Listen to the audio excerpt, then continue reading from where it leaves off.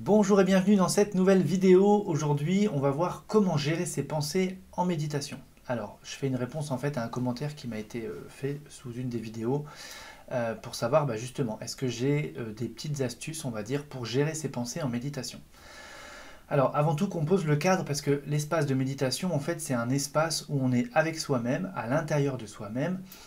Et en fait, il y a plein de façons de faire, il y a plein de pratiques et une méditation, en fait, va dépendre de ce qu'on va appeler votre point de méditation. Donc tout va dépendre de l'orientation de votre méditation et ce que vous voulez y trouver. Il y a des personnes qui se mettent en méditation pour faire de la visualisation, pour se projeter dans le futur, etc. Et d'autres vont par exemple se mettre en méditation pour aller chercher ce calme mental. Effectivement, on a toutes les pensées et l'idée, dans ces cas-là, c'est de dire d'espacer le temps entre chaque pensée. Au début, ça peut être une seconde, puis deux, puis trois, et puis en fait, le but, c'est de pouvoir tenir le plus longtemps sans penser. Et le paradoxe, c'est qu'au moment où on se dit, tiens, j'étais pas en train de penser, finalement, on est en train de penser. Donc, en tout cas, il faut aussi aborder ça avec beaucoup de détachement en se disant, c'est de l'entraînement. C'est de l'entraînement, j'ai envie de dire, neuronal, cognitif, cérébral, en tout cas, c'est le cerveau. Le cerveau, on peut l'entraîner. Sauf que le cerveau, lui, il n'aime pas se taire. Se taire, pour le cerveau, ça correspond, ça revient pour lui à mourir.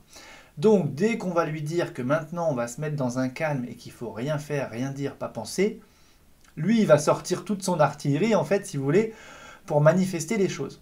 Mais il faut toujours imaginer que quand je dis il sort son artillerie, c'est comme s'il y a des énergies, des pensées, qui sont un petit peu à un niveau peut-être plus profond, et à ce moment-là, il va les faire ressortir. Mais tout ça, c'est pas infini, c'est ce qui fait que la régularité en méditation va faire que, de toute façon, en principe, si on axe bien son travail, le flot de pensée va de toute façon réduire.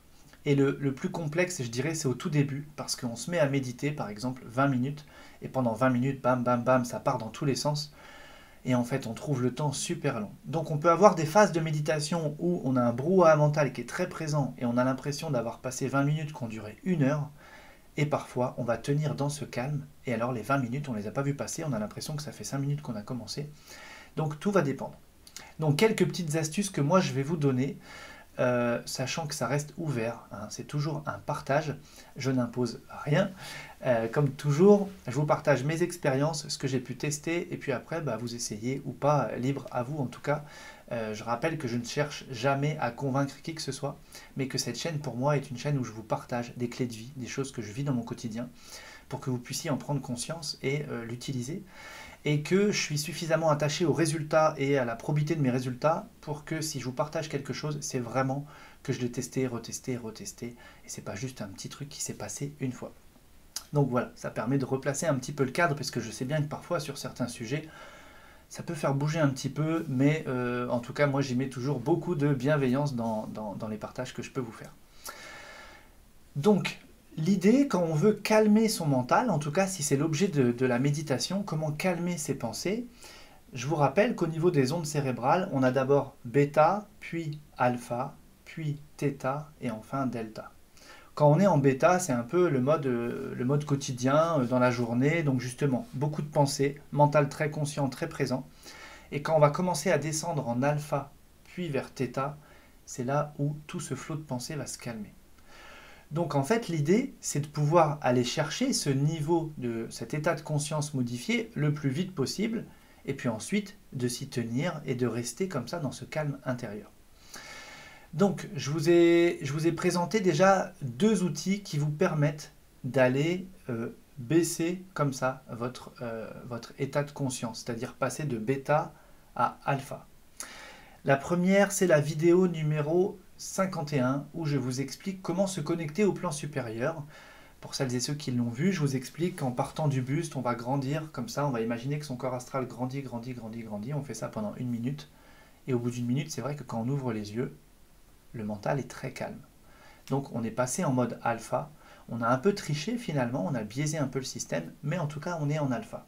Donc ça peut être une première méthode à faire avant votre méditation. Et dans ce cas-là, vous regardez la vidéo hashtag 51. Ensuite, je vous ai présenté la méthode RAS pour retour à soi et justement en même temps rien à signaler. C'est la vidéo hashtag 90. Cette vidéo-là, elle vous explique que vous faites la technique en 3 gestes. et ça va calmer justement les pensées. Alors j'ai fait ça avec des personnes qui étaient dans une hyperactivité mentale. On a fait l'exercice et allez, j'ai envie de dire 5 minutes, moins de 5 minutes, d'un seul coup, quand on essaye d'écouter ce qui se passe dans le cerveau, c'est calme. Vous voyez, si on dit rien, il ne se passe rien. Donc ça, c'est une deuxième méthode. Une troisième méthode que j'avais suivie il y a au moins une dizaine d'années, j'avais suivi une formation avec quelqu'un qui appelait sa méthode la méthode AIMA. AIMA parce que pour lui, il disait que c'est un terme qui n'est pas connu par le cerveau, qui ne renvoie à rien. Donc il avait pris ce mot AIMA. Et lui, il nous disait, vous mettez dans votre espace de méditation et vous visualisez ce mot, AIMA.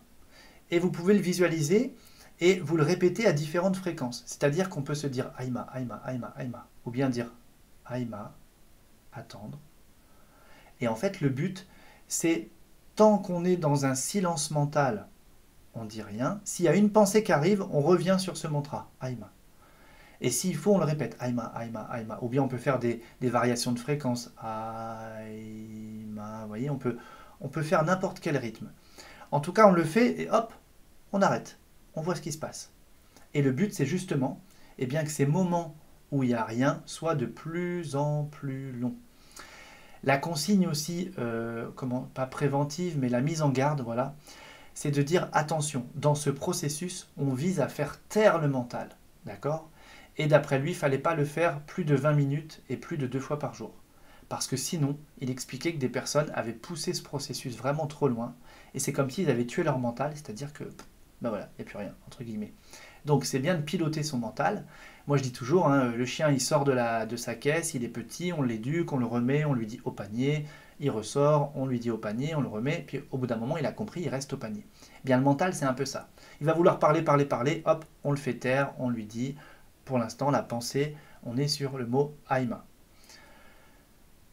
On arrête, on voit, il ne se passe rien, et le mental il arrive, et on retourne sur le mantra.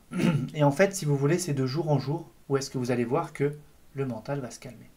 Et pour autant, on peut passer parfois des moments de méditation, ou alors là c'est le gros brouhaha parce qu'on a plein de choses dans la tête.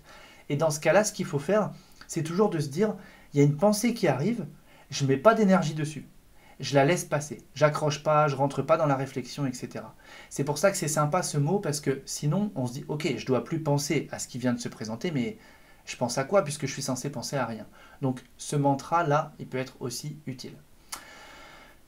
Et un autre moyen que je pourrais vous présenter aussi, c'est d'aller chercher cet espace de vide.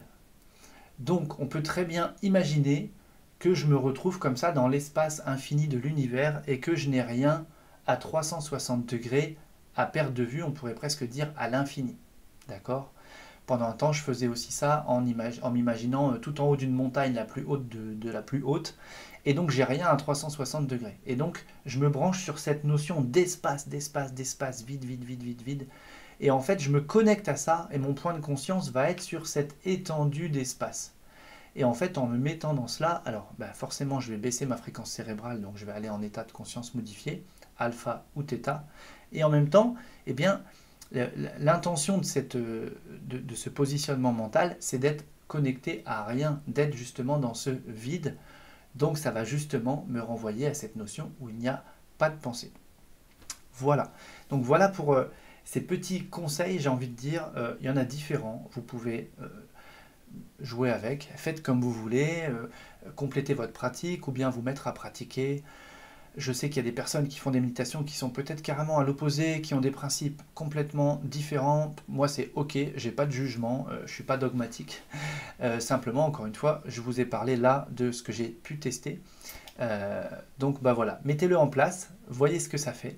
Vous pouvez écrire vos retours en commentaire. Je prends toujours plaisir à les lire et à y répondre.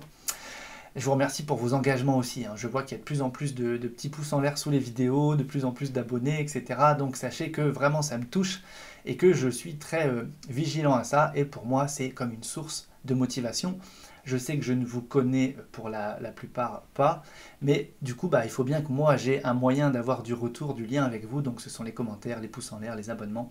Et comme ça, moi, ça me motive, même si de toute façon, la décision est déjà prise depuis le début de l'année. C'est une vidéo par jour sur toute cette année. Mais c'est vrai que plus j'ai du feedback, voilà, c'est encourageant, c'est un petit peu une partie de mon carburant, hein, voilà. Donc je vous remercie pour ça. Si cette vidéo vous a plu, justement, le petit pouce en l'air comme d'habitude. Et je vous dis déjà, moi, à très vite.